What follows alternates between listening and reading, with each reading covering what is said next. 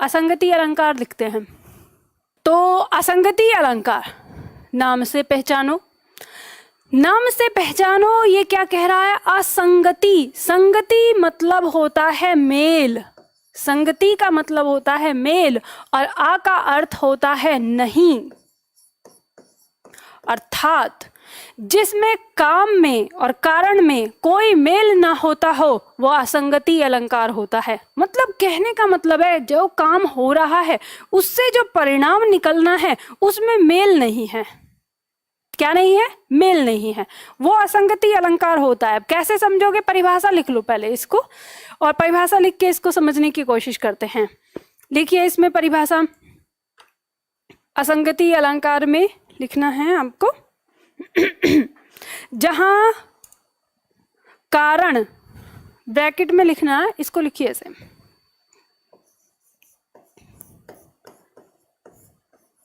जहां ब्रैकेट में लिखना परिणाम। आपके एग्जाम में परिभाषा जो आती है ना वो आती है जहां कारण और कार्य में मेल ना हो।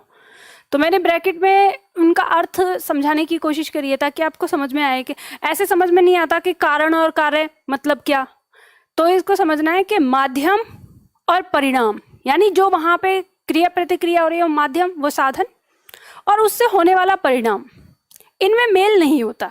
तो पंक्ति आपने क्या लिखी?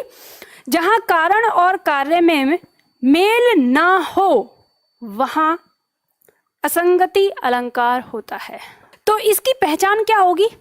इसकी पहचान यही होगी कि जब आप पंक्ति को देखेंगे और पंक्ति में जो बात आएगी, यानी अर्थ से ही आपको इसकी पहचान करनी है। अर्थ के अंदर कि जब आप इस पंक्ति का अर्थ निकालेंगे तो आप देखेंगे कि जो काम इसमें बताया जा रहा है उस काम से, यानी जो काम हो रहा है और उसका जो परिणाम जहां होना चाहिए वहां नहीं हो रहा, परिणाम कहीं और निकल रहा है उसका। तो यानी मेल ही नहीं है, जहां होना चाहिए वहां मेल है ही नहीं। तो यहां आपको वो ध्यान रखना है उस चीज को। तो देखिए उदाहरण, देखिए यहां पर समझिए,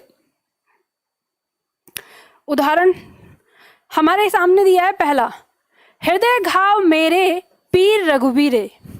यहां कहा है कि हृदय घाव मेरे, यानी मेरे हृदय में घाव हुआ है और जो पीड़ा है वो रघुवीर के हृदय में है। पंक्ति कब की है? लक्ष्मण को शक्ति लग गई है और लक्ष्मण जी गंभीर रूप से पड़े हैं, मतलब सीरियस अवस्था में पड़े हुए हैं और वो तब सोच रहे हैं कि राम की स्थिति को देख के, तो कह रहे हैं कि हृदय घाव मेरे हृदय में घाव लगा है, मेरे हृदय में पीड़ा है, मतलब जो दर्द हुआ है, चोट लगी है, लेकिन जो पीड़ा है वो रघुवीर के, श्री राम के हृदय में है। तो यहाँ पर काम हो रहा है कहीं और उसका परिणाम कहीं और निकल रहा है। तो इसलिए यहाँ पर क्या है? असंगति अलंकार है। अब देखो यहाँ एक बात और आप लोगों को बताना चाहती हूँ।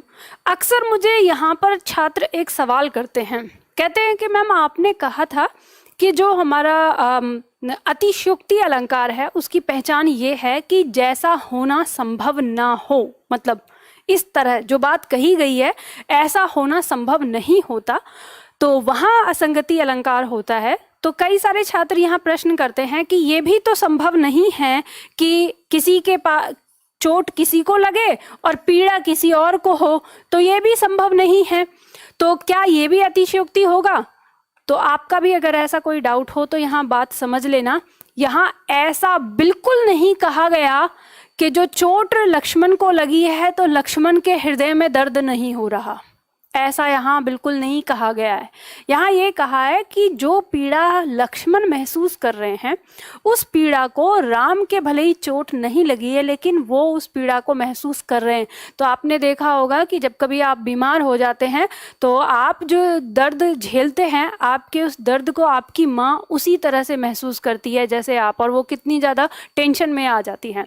तो यानी ये चीज़ें होती हैं, जहाँ प्रेम होता है वहाँ हम एक दूसरे का दर्द, एक दूसरे की मानसिक स्थिति को अच्छे से भली भांति समझ लेते हैं कि हाँ ऐसा हो रहा होगा। तो ऐसा होना पॉसिबल है, इसमें कहीं अतिशयोक्ति नहीं है, तो ये बात ध्यान रखिएगा। तो यहाँ पर क्या है? असंगति अलंकार इसलिए होता है क्योंकि चीज़ें क्या है कि एक तरफ कार्य हो रहा है, परिणाम वही होना चाहिए, लेकिन वो परिणाम कहीं और भी निकल रहा है।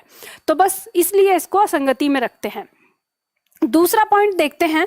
दूसरा उदाहरण हमारा कहता है कि द्रग उर्झत टूटत कुटुंब, जुरत चतुरचित प्रीति, परत गांठ दुर्जन हिये, दई नई यह रीति।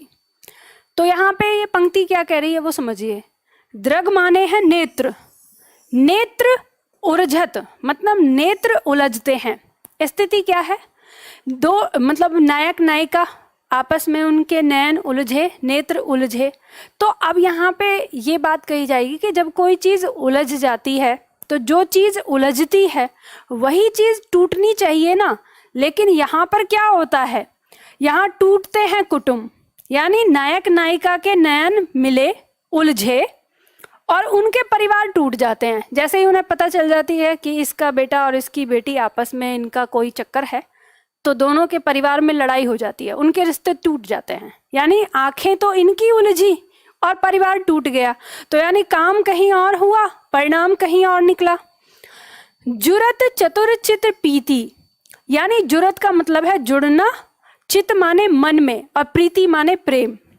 जो प्रेम है वो नायक नायिका के मन में जुड़ रहा है, ठीक है। अब जब कोई चीज जुड़ रही है तो गांठ भी वहीं लगनी चाहिए, लेकिन क्या होता है, परत गांठ दुर्जन हिये। हिये का मतलब है हृदय, दुर्जन मतलब यहाँ पे दूसरे जन या बुरे जन, ठीक है, वो जन जो उनके प्रेम से जलते हैं। तो जो गांठ है वो दूसरे लोगों के हृदय में पड़ती है। तो इस बात को समझाने की आवश्यकता नहीं है, आप लोगों को पता ही है। प्यार होता है किसी और दूसरे के बीच में और जलन होती है किसी और को, मतलब कोई किसी के प्यार को देख नहीं सकता। तो ये गांठ पड़ गई उनके हृदय में, यानी मन तो जुड़ा यहाँ पर, जोड़ लगना था यहाँ, गांठ पड़ गई यहाँ। और इसके बाद कवि क्या कहता है, दई नई यह रीति। तो कवि कहता है कि देखो प्रेम की ये कैसी अनोखी रीति है कि यहाँ काम कहीं और होता है, परिणाम उसका कहीं और निकलता है। तो इस पंक्ति के अंदर क्या है, असंगति अलंकार है इन पंक्ति के अंदर, क्योंकि काम कहीं और हो रहा है, परिणाम कहीं और निकल रहा है। ठीक, चलो बात समझ में आई, अगला बढ़ते हैं आगे। उल्लेख अलंकार उल्लेख अलंकार हमारा कहता है, इसमें लिखना है, यहाँ पे पॉइंट लिख लीजिए। जैसे आप इसको शब्द से समझ सकते हैं, उल्लेख। उल्लेख का मतलब क्या होता है, एक चीज का अलग अलग तरीके से अलग अलग वर्णन, मतलब एक चीज का कई प्रकार से वर्णन, ठीक है। तो उल्लेख का मतलब ये होता है। तो यहाँ पंक्ति लिखिए, इसमें आपको समझना है, जहां एक वस्तु का वर्णन भिन्न भिन्न प्रकार से किया जाए वहां उल्लेख अलंकार होता है। अब उदाहरण देखते हैं, हम इसका समझते हैं। यानी मैंने आपको बताया ही उल्लेख अलंकार का मतलब क्या होता है। उल्लेख अलंकार का मतलब है कि एक ही चीज का वर्णन कई अलग अलग प्रकार से किया जाए, उल्लेख किया जा रहा है। जैसे आपने प्रश्न भी किया होगा, आपसे कहा जाता ना इस चीज का विस्तार से उल्लेख करो, तो आप अलग अलग तरीके से उसको समझाते हैं। तो वैसे ही है। देखो पंक्ति यहाँ दी है, तू रूप है किरण में, सौंदर्य है सुमन में, तू प्राण है पवन में, विस्तार है गगन में। अब देखो पंक्ति यहाँ पर आई हुई है, और पंक्ति ये क्या कहती है कि एक मतलब व्यक्ति है या कवि है, वो अपने ईश्वर के बारे में वर्णन कर रहा है, अपने ईश्वर की महिमा के लिए वर्णन कर रहा है, और ईश्वर की महिमा को बताया या ईश्वर के अस्तित्व के बारे में बताया है कि तू रूप है किरण में, तू रूप है किरण में, सौंदर्य है सुमन में। यानी जो किरण है, जो प्रकाश है, उस प्रकाश में जो रूप दिखता है वो तुम ही हो।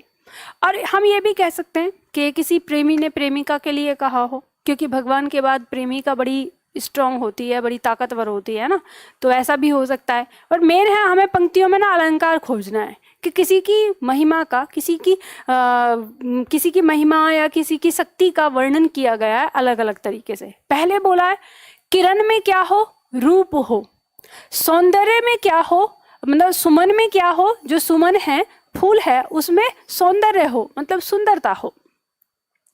पवन में क्या हो, पवन में प्राण हो, ये जो प्राण है इस पवन में प्राण है, ठीक है, और विस्तार जो फैला हुआ है, गगन का जो विस्तार है वो तुम ही हो।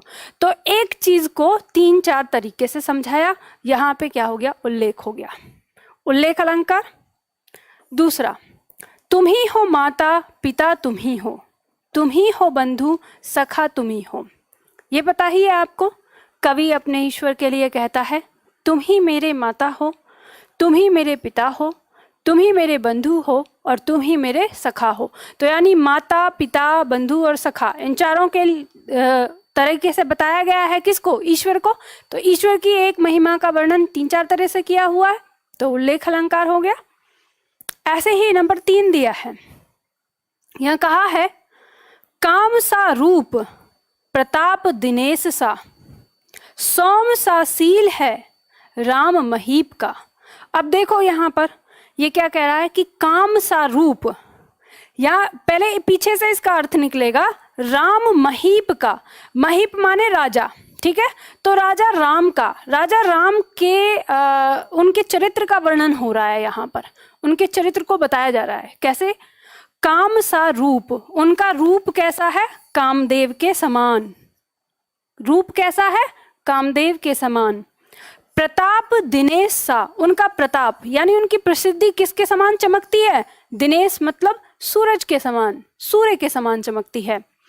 सौम सा सील, सील मतलब व्यवहार, आचरण, उनका आचरण कैसा है, व्यवहार कैसा है। सौम, सौम मतलब चंद्रमा, चंद्रमा जैसे शीतल होता है ना, शांत, बिल्कुल चंद्रमा के जैसा उनका शांत स्वभाव है। तो किसका, राम, राजा राम का। तो यहाँ पे राजा राम की यानी राम के जो चरित्र है उसके बारे में कई प्रकार से वर्णन किया है। तो उल्लेख अलंकार पहला, उसके साथ इसमें सा जो शब्द आया है, के समान के समान के समान, तो उपमा भी दी गई है, तो इसमें उपमा अलंकार भी है, ठीक है। उल्लेख अलंकार भी और उपमा अलंकार भी, तो दोनों अलंकार इसके अंदर है। चलिए ये बात समझ में आ गई। के इसके बारे में लिखिए, व्यतिरेक के आगे लिखिए, जहां उपमान में कोई दोष दिखाकर, जहां उपमान में कोई दोष दिखाकर अथवा दीनहीन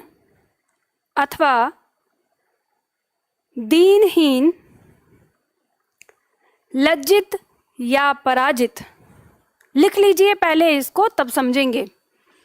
यहां दिया है जहां उपमान में कोई दोष दिखाकर अथवा दीनहीन लज्जित या पराजित बताकर, दीनहीन लज्जित या पराजित बताकर उपमेय को श्रेष्ठ बताया जाए।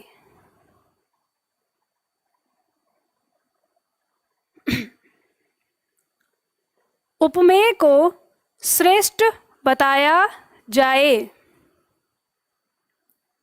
वहां व्यतिरेक अलंकार होता है, वहां व्यतिरेक अलंकार होता है। देखो व्यतिरेक का मतलब क्या होता है, एक चीज को कम दिखाकर दूसरी चीज को बढ़ा के दिखाना। तो व्यतिरेक में क्या होता है, जो हमारा उपमान है, ठीक है, जिससे हम तुलना कर रहे हैं वस्तु की, क्या करते हैं कि हम उसमें या तो कोई दोष निकाल देते हैं या फिर उसको कम बताते हैं और कहते हैं कि जो हमारा उपमेय है, हमारी जो मुख्य वस्तु है वो ज्यादा अच्छी है, उससे बेहतर है। तो यहाँ पे होता है, तो यही चीज आपको समझनी है। उदाहरण समझिए, जैसे यहाँ पे कहा है का सरवरी तेहि देऊ मयंकु, चांद कलंकी वह निष्कलंकु। तो यहाँ पे दिया है पंक्ति में, कवि कहता है कि का सरवरी, सरवरी का अर्थ होता है बराबरी, तुलना करना, ठीक है, कि मैं मयंक से अपनी जो नायिका है, उसकी जो नायिका है, उस नायिका की तुलना, वो कहता है कि मैं अपनी नायिका की तुलना मयंक से यानी चंद्रमा से कैसे करूं, नहीं कर सकता। क्यों? क्योंकि चांद कलंकी, चांद में तो कलंक है, दाग है, पर वह निष्कलंकु, मतलब उसमें कोई दाग नहीं है। तो मैं अपनी नायिका के चेहरे की, मुख की तुलना चांद से नहीं कर सकता। मैं चांद से उसकी तुलना कैसे करूं? तो यहाँ कभी इस तरह से बोलता है तो यहाँ क्या किया है, उपमान को कम दिखा दिया है, उपमान में दोष निकाल दिया है। तो यहाँ हमने किसका प्रयोग किया? व्यतिरेक अलंकार का प्रयोग किया। जैसे दूसरा उदाहरण देख सकते हैं, जिनके यश प्रताप के आगे शशि मलिन रवि शीतल लागे। अब यहाँ पे क्या किया है, यहाँ पे हमने उपमान को कम दिखाया है, उपमेय को श्रेष्ठ बताया है कि उपमेय क्या है, हमारा श्रेष्ठ है, और उपमान क्या है, बिल्कुल कम है, निम्न है। तो कहा है कि जिनके यश प्रताप के आगे, यश प्रताप का मतलब उनकी प्रसिद्धि। अब यहाँ किसी नायक की बात हो रही है, किसी नायक के प्रताप की बात की जा रही है, और उसके यश प्रताप, उसकी प्रसिद्धि के आगे कहा है कि जो शशि है, चंद्रमा है, वो मलिन लगता है, धुंधला लगता है। मलिन का मतलब यहाँ पे अर्थ क्या है, धुंधला। कि जो शशि है, चंद्रमा है। अब देखो ये पर्यायवाची आपको पता होने चाहिए, आपको शशि का अर्थ पता होना चाहिए कि ये किसका पर्यायवाची है, चंद्रमा का, है ना, तभी आप इसका अर्थ निकाल पाएंगे। और रवि किसका पर्यायवाची है, सूर्य का, तो ये भी पता होना चाहिए। तो यहाँ पे कह रहा है कि उनके यश प्रताप के आगे जो चंद्रमा है वो धुंधला है, बिल्कुल, यानी वो उससे ज्यादा तेज प्रकाशमान है उनका यश प्रताप। और जो रवि है, सूर्य है, वो शीतल लागे, वो बिल्कुल ठंडा लगता है उनके यश प्रताप के सामने, वो इतना विकराल है, इतना बड़ा है। तो यहाँ पर उपमान में क्या दिया है, उपमान को कम बताया गया है और उपमेय को श्रेष्ठ, तो इसलिए व्यतिरेक। अब जैसे तीसरा दिया है वो भी ऐसे है, सीय मुख समता किम करें चंद्र वापुरो रंग। यहाँ कहा है कि सिया मतलब सीता के लिए आया है कि मैं सीता जी के मुख की मुख की समता मतलब तुलना, मैं सीता जी के मुख की तुलना चंद्रमा से क्यों करूं? वह तो क्या है, वापुरो रंक, रंक मतलब यहाँ पे गरीब। वह तो सुंदरता के मामले में, वापुरो का मतलब सुंदरता क्या है, सुंदरता के मामले में वो क्या है, गरीब है, और सीता जी का मुख तो बहुत सुंदर है। तो यहाँ फिर क्या किया है, फिर दोष निकाला है उपमान में। तो यहाँ पर हमारा कौन सा अलंकार, व्यतिरेक अलंकार। तो ये चीज आपको समझनी है पंक्ति में, तब आप इसे अच्छे से समझ पाएंगे। ठीक।